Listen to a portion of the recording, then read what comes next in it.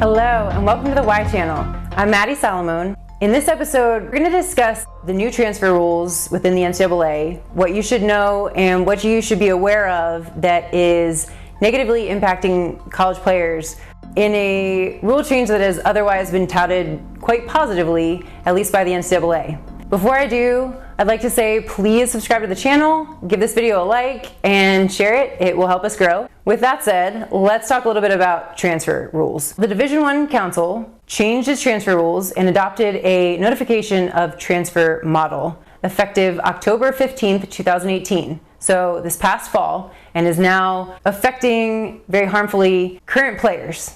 And what this did was eliminate the previous requirement that in order for an athlete to even be eligible to be contacted by another school and receive a scholarship, the athlete had to first ask for permission from the institution they wished to leave. So great, we got rid of a rule that never should have existed in the first place. They now create a situation where an athlete may freely explore their options. But before they may do so, they must submit their name to a transfer portal. And in doing that, it not only notifies the school and the coaches immediately that they are exploring their options, so to speak, which most people would do discreetly. Now imagine a situation where an athlete is looking to transfer because of a really bad team situation, which again is a very common reason for transferring. And to make matters worse, what this rule also now allows schools to do is, upon notification that an athlete intends to explore their options, the school may revoke that athlete's scholarship effective at the end of the term, not the end of the year, which means that a school can actually revoke an athlete's scholarship in the middle of an academic year. So if we're talking about a fall sport athlete who got done with the season and realized, you know what, this is not a good fit for me for whatever reason, then come Christmas break, they may have their scholarship revoked in the middle of the school year. And if they can't afford their education, then they're kind of out of luck, because the school is now allowed to do that. And it now has created a situation where the athlete's education is at stake. And if we are to believe the NCAA that they are in existence to promote the educational opportunities of athletes, this seems to run directly counter to that aim. Now, while the Division I Council was changing its transfer rule models, they did not eliminate a rule that probably has a more detrimental effect on most athletes, and that is the year in residence rule. This is a rule that requires all athletes to sit out for a full academic year upon transfer at their new institution. And as with any other rule, there are exceptions to this rule. One of them that applies to most sports, except for baseball, basketball, FBS football, except for FBS football players who are transferring to an FCS school, and men's hockey. So they are not eligible for the one-time transfer exception. All other sports are eligible for the one-time transfer rule.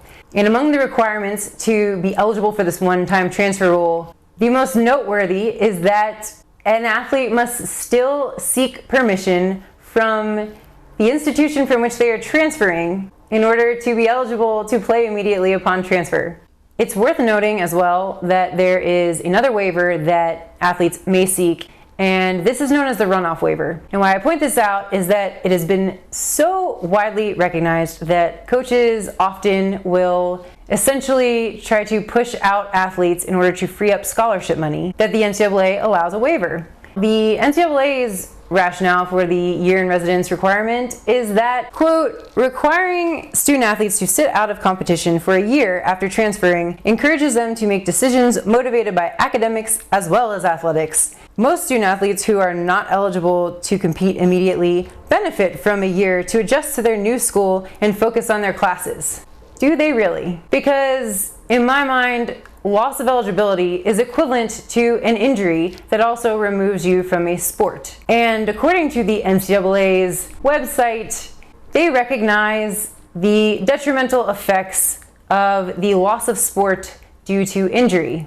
These emotional responses include sadness, isolation, irritation, lack of motivation, anger, frustration, changes in appetite, sleep disturbance, disengagement. The response to injury extends from the time immediately after the injury through to the post-injury phase, and then rehabilitation, and ultimately with return to activity. One problematic reaction is when injured student athletes restrict their caloric intake because they feel that since they are injured, they don't deserve to eat. Such a reaction can be a trigger for disordered eating. When a student athlete is already at risk for disordered eating, this problematic reaction only heightens the likelihood these unhealthy behaviors will worsen. Another problematic response to injury is depression, which magnifies other responses and can also impact recovery. When student athletes sustain significant injuries associated with time loss from their sport, they can suffer both physically as well as emotionally with a decrease in their quality of life. Now, in my mind, all of those things would have a far greater detrimental effect on an athlete's ability to do their academic work than simply being eligible to play their sport immediately upon transferring. And I point these out because it cannot be understated how much of a detrimental impact taking away an athlete's eligibility can be for that athlete. And especially when it is for such a nonsensical reason as they transferred schools. Considering all the very valid reasons why an athlete might transfer, many of which are to simply put themselves in a better situation to overall improve their quality of life, mentally speaking, academically speaking, and athletically, it's that much more alarming that the justification for maintaining some of these rules that allow schools to punish athletes is how detrimental it is to have a teammate who is considering transferring. On top of that, we don't worry about coaches transferring and the detrimental effect that that really and truly does have on an entire team, especially when they leave in the middle of the season. But coaches are eligible to coach immediately.